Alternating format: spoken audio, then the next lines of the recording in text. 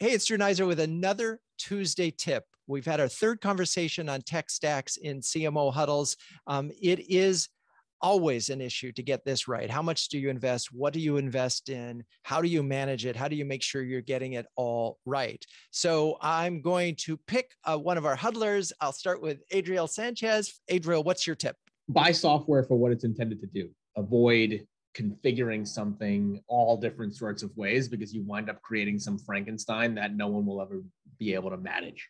You know, no one brought that up, and it's such a good point. It's like, why'd you buy it? We're going to buy it for this purpose, and we're going to stick to that purpose. Maybe we'll expand it. Maybe we won't.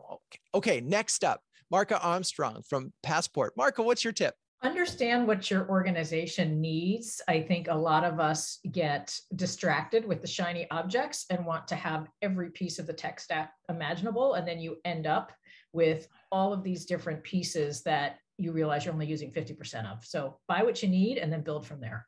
Thank you for bringing that up, because it's funny, in the huddle today, we also talked about how many people you had, and there sometimes can be a ratio where you just don't have enough staff to take advantage of that. So yeah, only buy what you need. Okay, Susan Ganeshan from Clearwater Analytics. Susan, what's your tip? I think I would follow on that tip, which is make sure you put your tech stack in order. You know, you can, for example, as I mentioned, add chat to your website, but if no one's visiting your website, then that doesn't matter. So put it in some priority order. Yeah. I mean, it's not about the cool, bright, shiny thing. Hey, look at that. We've got chat. Well, you know, guess what? Chat might slow down your website. And if your customers aren't looking for that real-time information at the moment, it may not be the right thing. Okay. Ellie Ahmadi from Schlesinger. Yeah, I would also say build the foundation first. What do you need? Do you have the staff to support it? Are you going to use it to its fullest? And then look at the next layer on what comes on top of that. Because yeah, there are a lot of opportunities out there, but if you're not using it, you don't have the staff to use it, you're not really seeing the ROI, it doesn't really make any sense. All right. So one of the things that we're talking about here is, I think it's chapter 11 of my book. We're talking about automating attentively. Don't over automate. Okay, Kevin Ruane, Precisely. What's your tip? My tip is don't go it alone.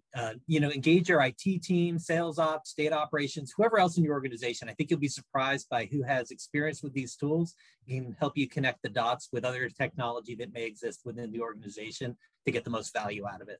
I love it. Okay. Yes, it's got to integrate, and it does help. If your IT guys are fans, you're going to get a lot more support. Okay, Grant, Johnson, Emburse. Clean house at least once a year. We all have this technology, as others have said, we're just not using. We don't let people to run it. We're not getting the full benefit out of it. So if you add a new tool, take a look at what you got, maybe take one out too. I mean, this is the Marie Kondo approach, but if you add one, consider taking one.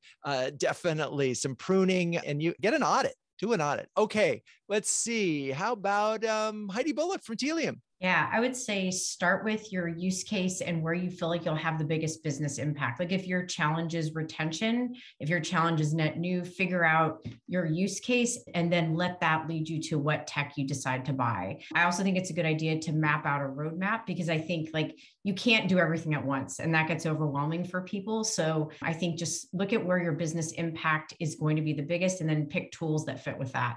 I love that. Okay, let's see. Julia Goebel from symplr. Julia, what's your tip? Always look at total cost of ownership.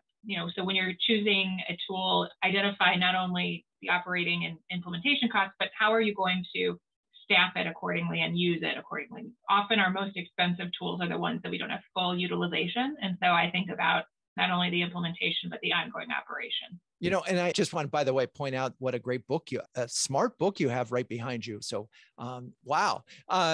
Yes. But the thing that we discover, and this is one of the things that came out of is that people are using about 20% of the full capability of the technology that they have. Okay, Tara Robertson, Teamwork. So many great tips. So following up on those, I would say don't buy software in a silo. There are so many things that you're responsible for in marketing, but that's also the responsibility of how you partner with sales, how you partner with success, how you partner with all the other orgs, similar to what Kevin said. And you might find that what you're trying to solve for is technically being solved somewhere else or vice versa. And so business decisions should be made as a business and as a team before you make it within your department alone. All right. I love it. Melanie Marcus, SureScripts, bring us home. Oh, sure. These are all great tips. I would just add, document it. Can you get it on a page? so you can see it all in front of you and use that to prune it annually and prioritize where you're going to focus to make changes. Document it. There you go. So it's not just about, oh, we can get this, or we can get this. And so what we have here is a plan. That's basically, we have a plan. We're going to audit everything that we have. We're going to make sure that it's focused on the priorities of the business, and we're not going to try to do it all at once. That's a lot for a Tuesday tip. I'm Drew Neiser. If you want more great tips, check out CMOHuddles.com, where you will find CMOs sharing, caring, and daring each other to greatness. Peace out.